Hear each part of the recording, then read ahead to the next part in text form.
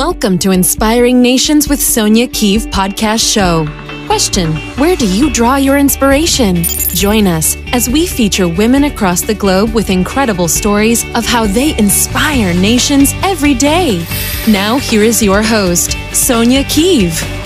Well, hello, everyone, and this is another amazing edition of Inspiring Nations. I am your host, Sonja Keeve, and I am so excited to bring this amazing woman to my show. And for those, you'll get to know much more in the show, but allow me to introduce her. Her name is Miss Sanita Mitchell, and she is the CEO and founder of Anaya's Project Incorporated, which is a nonprofit that deals with infant loss and families struggling with infertility issues. And I know for so many women that is truly just a pain point, but I know that you can get over. But tonight she is coming through because we're going to discuss blended families and how all of that works. And so without further ado, please allow me to introduce the amazing Miss Sanita Mitchell. Hello, superstar.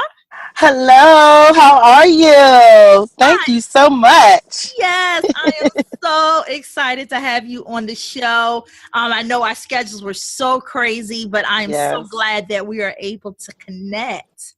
Yes, I am so happy to be here, and thank you for sharing your platform with me. I am just thrilled. Thank you so much. Yes. And, I know a little bit about you, of course, but for my listening audience, please share just a little bit more outside of your bio, who you are and who you serve. Yes. So as you mentioned, I am the founder and CEO of Anaya's Project. I'm also the COO of our business, The Perfect Family Blend, where my husband and I are owners and operating to be the America's number one blended family experts, where we are out to help couples with the challenges and the roadblocks and struggles of being in a blended family sometimes, by giving them tools and strategies to help them be a successful family. And so we've married now for 9 years. Wow. We have 5 children. The oldest is 26. Okay. The middle child is 16, 4, 5, and then we have the angel baby, Anaya. And so we are thrilled. And we even have a little dog named Jewel. So we are thrilled. Yes. So we are thrilled. I also, during the day, run a daycare center in my home. So busy. But we love what we do. And kudos, first of all, to both you and your husband to be so successful in having a blended family, because I know there can be so many challenges from just the emotional piece of two different families coming together as one, and 5 children. Oh my God, I could not imagine. I have 2, honey, and I'm just like, okay. Yeah, so I definitely want to talk more about, blended families and all that it encompasses. And so you spoke, just very briefly about, coming together to build this project with your husband. And it's so fitting. So how has it been? Just talk about just the beginning of what you had to deal with coming together as a blended family. So my husband, I was the one that came to the relationship with 2 boys, and my husband had no children when we met. And so that was interesting, because again, even with my past, not thinking that I would actually find someone who would love my boys like his own. And so those are his boys. And he doesn't call them stepchildren. He doesn't call them, those are his boys. And when he introduced them, those are my sons. But it's always been that way. I mean, he knew, coming into the relationship, that I had these 2 boys, and they just loved them. I mean, the youngest one at the time was 7. and the oldest at the time was 16, about Okay. 15, 16 years old. And Wow.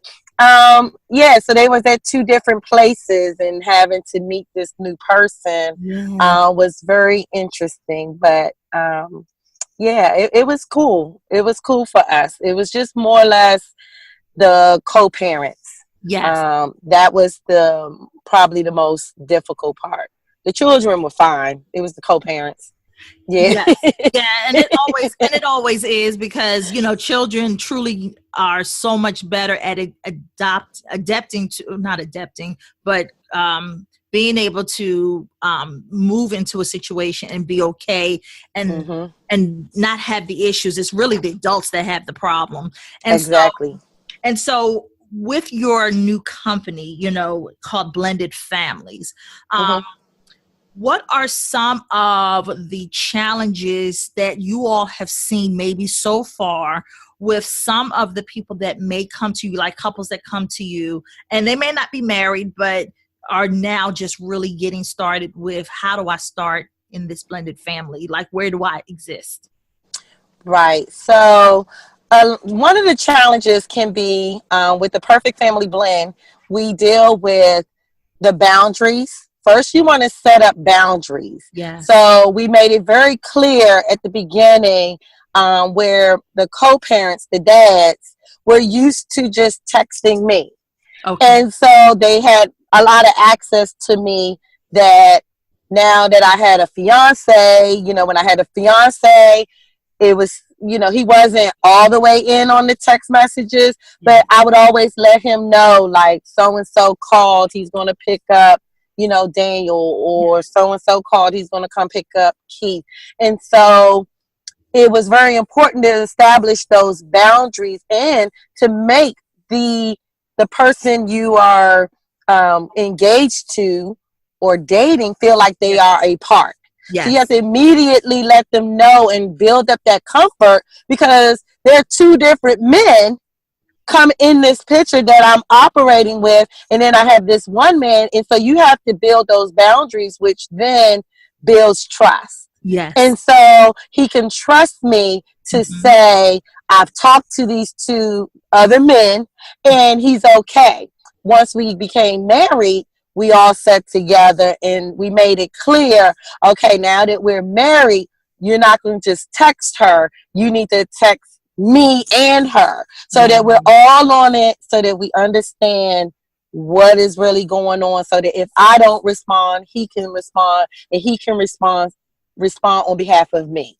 Yes. So that's very important. The boundaries. Yeah, you. But Yeah, so I definitely agree with that, but I also think, as you were speaking, as you have to establish those boundaries, there's got to be a clear, open line of communication. Would you agree? absolutely, absolutely. In fact, one of our top 5 strategies for blending your family, the number one answer is communication. And Yes. so when you have effective communication, the next step, which would be our number 2, which is trust. Because once your line of communication is clear, Hmm. that is the number 2, is your trust. Yes. And then dealing with selflessness is number 3, Mm. because you have to deny yourself in a blended family. It can't all be about what you want and how you used to do things, especially like me, the superwoman, being a single mom. I was doing Yes. everything. So I can't just be like, oh, Tony, you good for the pickups, the drop offs, Yes. the bringing in the food and maintaining the house. It's like you really got to allow them to become part of this family, because Yeah. especially with a spouse who has no children, who Yeah. are coming into this environment with no children. Yeah. So, and then number 4 is working with forgiveness, because you're going Mm. to make a lot of mistakes and Yeah. you're going to make a lot of bad choices, and you're going to make the best choice Yes. that you thought was the best choice at the time. Hmm. But then later on, you might realize, I really didn't handle that situation the best way. So you have to go back and apologize, and not just talking about apologizing with your spouse, but Right. sometimes you're going to have to apologize to the children. Yeah. Sometimes you're going to even have to put on your big girl or big boy underpants Yes. and go apologize to that co-parent that, you know, you may not want to. And then number 5, one of our steps is fun. Yes. The best way we blended our family was establishing fun. And we used to do that. Like when we first became married in 2009, we had that big snowstorm. And I remember us being locked in the house because we couldn't go nowhere. It was like a blizzard or something. Yeah. And so we played that Nintendo Wii, and everybody was playing Mario. And I remember we was telling the youngest son, don't mess up, stay alive, we got to get out this bubble. Yeah. And he, don't go in the bubble, Daniel, don't go in the bubble. And bloop, he went into the bubble. Yeah. And at that moment, I mean, we were all into this game, playing it for 3 hours. Right. And my teenager just puts the remote down and says, I'm done, I'm going to bed. We'll do this tomorrow, because he was so mad because he really wanted to beat the game. But we all talk about that till this day. And here we are 9 years later, and we all still talk about that day in the winter when we stayed up till 1 a.m. So it's all about those memories. Yes. And bonding and having fun with each other. Now, your example is what I would say like the best scenario. Having what you call a perfect blended family. But on the flip side of the coin, there are families where it doesn't work as well because you deal with the other parents, there's other feelings. And I've experienced with speaking with others, you know, where you may have an adult who's maybe not as mature to handle the new relationship, and feel like they're taking my kids away.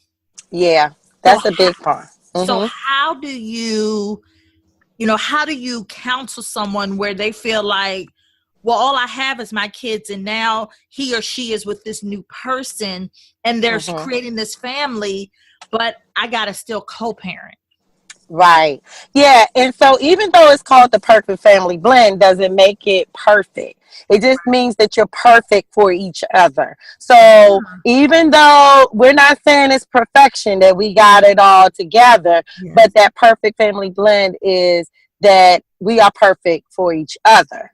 And so even with all the dysfunctions, because it is a lot of times with the co-parents, we come into a lot of conversations where the other co-parent is not easy to work with. They are, and a lot of times it's because they haven't let go of their own pain. But what we have to do is we can't necessarily focus on that, because sometimes that feeds that. You know what I mean? And so I think, you know, Jada Pinkett and that red table, I always tell people that is 20 years in the making for them two ladies to sit across that table. Do not put yourself in a position to think that you're going to be Jada and Will Smith's ex-wife, which I can't remember her last name, but that's 20 years of them working through their emotions, working through their feelings, letting go of some things, taking and then being intentional on making their relationship work. So like I said, and I think it was Will Smith's ex-wife that it said she was in her feelings. And that's why I said a lot of times when the co-parents are very hurt or like holding on to the pain, or like you were saying, they feel like the children are all they have. And here go this new person, because they may not have wanted to break up. Right. And so here you have the new spouse who's coming in like, okay, I mean, I love him or her. And I want to be with him or her. I got to work with this co-parent who's not liking me, who may not have any reason. I may not have given them any particular reason not to like me other than just me dating their ex. And Yeah. then, but then the truth of the matter is, sometimes though, we got to face that mirror and say we also were a party in why this co-parent may have some animosity towards the new Mm-hmm. person. Yes. Because just like with Jada, she comes in with unrealistic expectations that they just gonna kumbaya it up, Yes. and Yeah. and Yeah. everything's gonna be great, and this is my house and I'm Yeah. gonna establish the rules. But it only works when we can all get over our own egos. And that's where the Mm-hmm. selflessness comes in. And Mm-hmm. that's why I said we deal with the spouse, the two people who are in the marriage now, and then you deal with the co-parent and you deal with the children. Because each one of these elements you got to approach a certain way, and you have to take the time to and be intentional on making those relationships work. And let me. And then, oh, Yeah. I'm sorry. Oh, go And ahead. then be okay Yeah. if it doesn't work. It's okay Yeah. if you don't have to invite the co-parent over for the barbecue. You know Yeah. what I mean? Even Yeah. though they may feel like they're entitled because the child is there, but you have to establish the boundaries until we can get our relationship together. Man. No, you cannot come to this. So we'll Mm-hmm. do a graduation parties. I've seen people do two Yes. different graduation parties. Mm-hmm. We'll do a graduation party the day of the graduation or the day after. Whatever. Just do the Right. graduation party. Because most of the time the children don't mind. Don't put the children, our rule of thumb is don't put the children in the middle Yeah. of grown folks' conversations. But unfortunately, a lot of times grown ups put children in the middle of grown folks' conversation, which is never good. And that is true. And then speaking of the children, because one of the things that has been kind of a contentious topic when we're talking about blended families Mm-hmm. is when it comes to the children, some adults feel like the children shouldn't have a say because Right. they're children. But I have found in speaking with others that if they're at a certain age of Mm-hmm. maturity, do you think that there should be conversations where they should be able to share their opinion about their feelings Mm-hmm. because they're a part of this equation too? Absolutely. Absolutely. They are very much a part of the conversation. Age appropriate. Now, if your child is a toddler, you're not going to really sit Right, down and have a conversation. Or right, if they're like 5 and 6, right.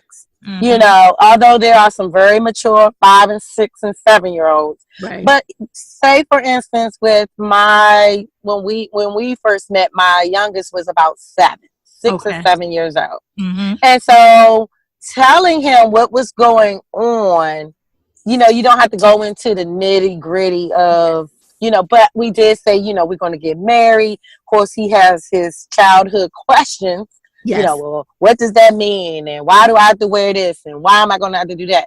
Right. But I think it's important. And this is the other issue where it comes up was, what do we call him? Mm. What do we call Tony? Because all this time they have been calling him Mr. Tony. Right. And a lot of times now it's like, I let them choose. Okay. We sat down in the room and we said, okay, we started talking as we got closer to the wedding. And we were like, so what do you think you should call, Tony? Because Tony was like, you guys are not going to call me Mr. Tony. When I get married to your mom, you're not going to be like Mr. Tony. I'm Right. not just meeting her. Right. And so for my teenager, he said, what do you mean? I'm going to call him Tony. Right. It was like a no-brainer, right? Right. Right. But for the youngest, he really had a hard time. So you know what we did? We stepped out the picture and I said, you two go upstairs into your room and you guys talk about it. Okay. So the two brothers went upstairs and had a conversation. No pressure, on like, you need to give me an answer within an hour. Right. But we let them go upstairs and they had a conversation. They came back down and they both were like, well, the teenager became the spokesman and was like, we're going to call him Tony. Okay. And I said, okay. And I'm not going to lie, that kind of hurt my husband for a little bit, for a moment. Not right away, but over a period of time. Yeah. But then once he started picking them up from school and everything, and my youngest would say, "My dad is here." See, children don't get caught up in name tags. It's That's the right. adults that get hung up on name tags and what are you calling them and all this stuff. The children look at what you're doing, and based on your works, Yes. that's how they identify you. So to his friends on the playground, Tony was his dad, even though he would get in the car and say, "Hey, Tony." Yeah. I say, so see, it's not about the title, it's about the relationship. We need to build relationships and let go of the titles. I love that. And I love that you did that. Yeah. Because, and I want my listeners to hear that, especially if for those that are in this situation and there may be some contention about how do we move forward as a blended family. You allowed your children, you said they were age appropriate. You had a teenager and then, a younger one, and you allowed them to talk. And I think giving children at that moment the accountability to decide how you would feel, because I think it made them feel like my opinion matters. Absolutely. And I think when you do that, it just makes for just a much better relationship, because everybody's included in the decision, and no one feels slighted. And I can understand how your husband initially felt, because he wanted your children to love him and call him dad right away. But I love the fact that you did not pressure them to have to call them dad, because it's like you said, his works will show, and eventually the children will call him that. And you never know, one day out of the blue they may be in the same room and just say, "Dad, I love you." And I know that's probably going to melt his heart. Yes. I mean, they come to him for everything, sometimes even more than their own dad. So it's okay. It's just the relationship. And that's why you cannot get that's why you have to move out of the self. A lot of times it's all self. And that's why it's the top 5 in our strategies is selflessness. That selflessness goes across the board for the couple, for the co-parent, and the children, because you got to allow the children to have a voice. Yes. Because they were hurt, especially if children are coming out of the divorce situation. They are hurt. Yes. Like they need to grieve, they need to process, they need to go through their own healing, and so their voices need to matter. Absolutely. And then now switching gears, because I know you mentioned you had 5 babies and one was your heavenly baby. Yes. Miss Anaya. Yes. So tell us a little bit more about how you decided to come up with Anaya's project.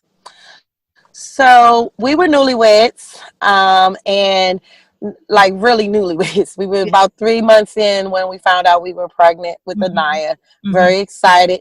Found out she was a girl, and everybody else was just thrilled over the moon.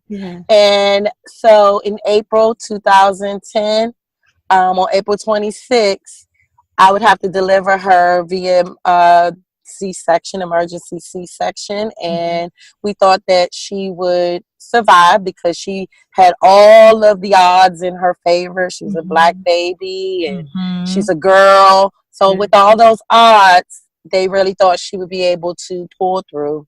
However, she did not. And so that was total devastation on our marriage. We went through a whole lot of emotional grief and emotional toll on our families and even on our boys. Again, going back to them, we kind of didn't focus on them at first. But then we started to notice that this really did have a significant impact even on our boys and especially our teenager. And so he didn't know how to process that. And so so after years go by, we had a slim chance of having our own child on our own. And so we had to go through some work with Shady Grove Fertility. had some procedures done. Yeah. And so after, we lost Anaya. I think I said that Yeah. already, but yeah, we lost her. And my husband had to make that decision. So that was very hard. Yeah. Very, very hard. And so once we got through the infertility challenges, it took us 3 years, and Yeah. God did bless us to have our two little ones. We weren't expecting that last one at all because we were down to like 10-13% chance of Wow. pregnancy. And Wow. so we were really having to make a decision on whether we were going to have to do IVF or consider some other Yeah. options. So in April 2018, we finally launched the Naya's project because we knew that God was calling us to do something Yeah. with this, because we were like, God, why? Why did you have us go through that? Why did Mhm. we have to go to other people's baby showers and Mm. celebrate them? And I mean, like almost immediately after losing her, we was in other people's baby showers. Ooh. They were inviting us. We were leadership. Mm. We were deacons in our church.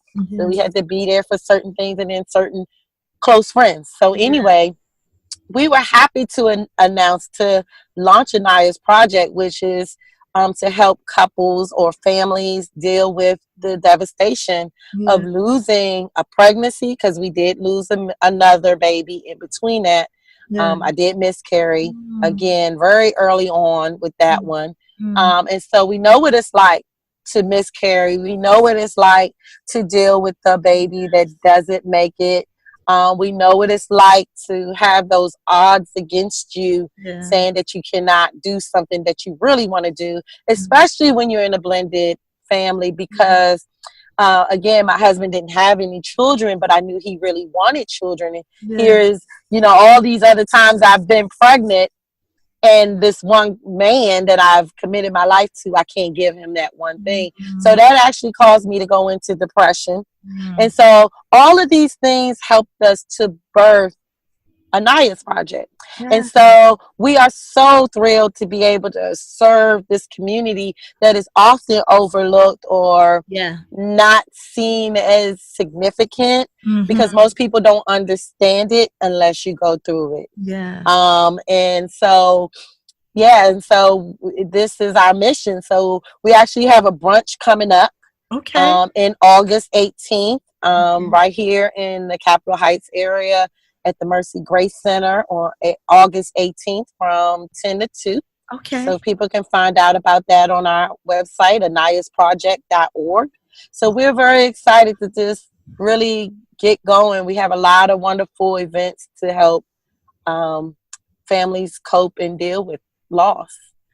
Well, Sanita, I have to just first of all just just bow down to you in just utter amazement, because this show for me is why I do it, because you have went through something that's so traumatic, and you had your husband who was there through it all with you, and Mhm. your strength to get through it is just amazement in itself, because what it shows is even in loss, you can still find the joy, and Mhm. you are using your loss to build your community to help others, couples that Mhm. go through this. Because when I mean, I can't imagine what it's like Mhm. to lose a child, but I do know for couples who go through this and have been through this, to have that resource to tap into,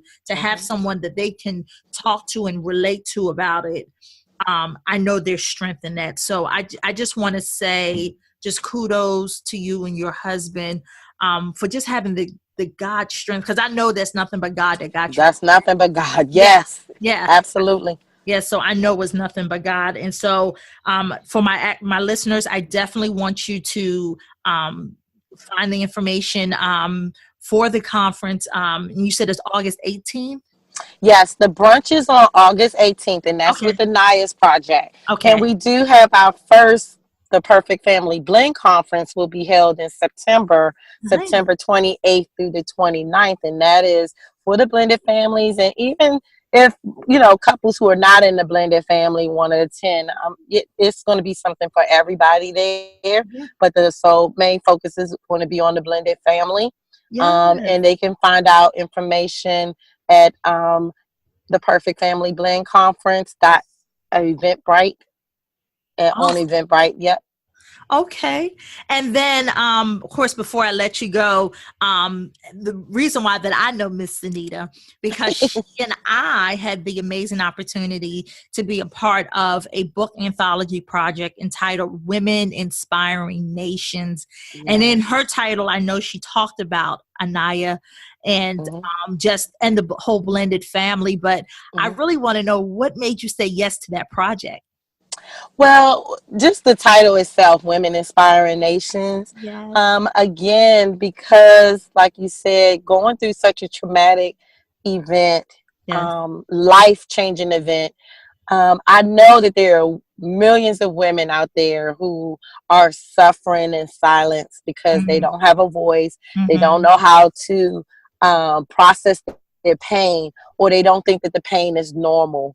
Yeah. And so it was very important to share that story, because it was my title in that book is Shattered Dreams Still Glitter. And Mm. so that's why you still can have the masterpiece in life, and God can take your shattered dreams and your shattered pieces and make something beautiful in the world. And so even though you may not feel like it, and Yeah. God knows I didn't feel like anything was beautiful about what I had gone through, but Right. the ability to be able to stand and say, I survived that. Because Yeah. yes, you are a survivor once you have been having a Mm. C-section or having to birth a child, Yeah. and that child does not make it, and your sanity and being able to keep your sanity in that. Yes, shattered dreams do still glitter. And so, yeah. And you are still glittering, because I have Thank you. watched you, and I just love your growth and watching you just grow in building your businesses and just building the inspiration, because you truly are inspiring women across nations, just with your personal story. And so Thank for you. those that really want to know more about you and get in touch with you, how can they do that?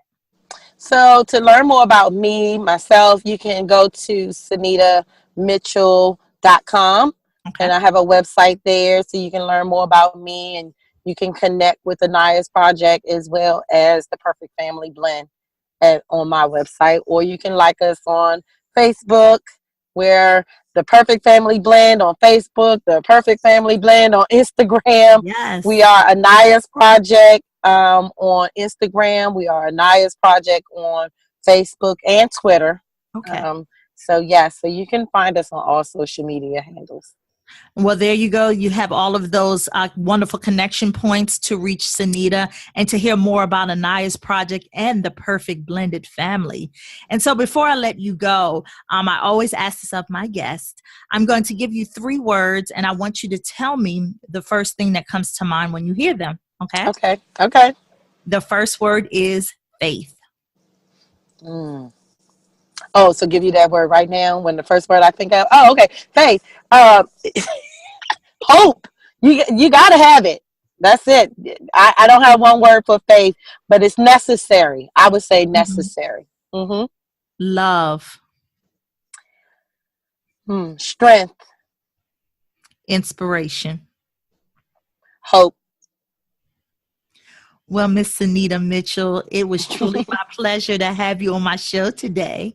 Thank you for having me. So, yeah, I really appreciate it. And you've been just rocking it out as well. And I am super happy to see all the wonderful things that you have been doing too. So, you are one powerhouse yourself. So, thank you so much for sharing your platform with me. Thank you. Absolutely. It was my pleasure. And that's all we have. And thank you so much for joining us on Inspiring Nations with Sonja Keeve. Bye-bye. Bye bye. Thank you for listening to another episode of Inspiring Nations with Sonja Keeve. I challenge each of you to perform one simple act of kindness and pass it forward. For more information on how you can be a guest on our show, visit www.sonjakeeve.com. We hope to see you next time.